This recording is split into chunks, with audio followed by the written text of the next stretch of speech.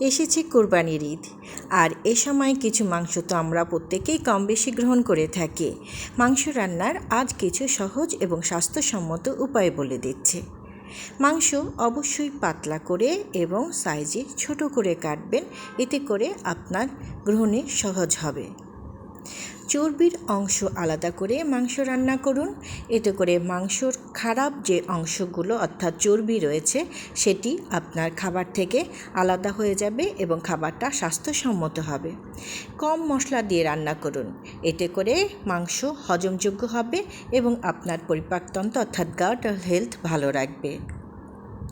মাংস অবশ্যই সিরকা, টক দই, পেঁপে বাটা ইত্যাদি দিন, এতে করে সহজে সিদ্ধ হয়ে যাবে এবং আপনার পরিপাকতন্ত্রের অর্থাৎ গাট হেলথ ভালো রাখবে।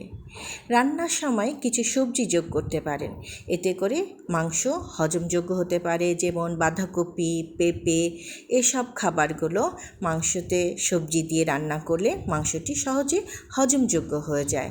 মাংস খাবার সাথে আপনি অবশ্যই লেবু, শসা, টমেটো সবজি রাখবেন, যেগুলো আপনার জন্য হজম করতে সুবিধা হবে। ঈদ উপভোগ করুন। কোরবানি ঈদ সবার জন্য আনন্দময় হোক। ভালো থাকুন। ধন্যবাদ।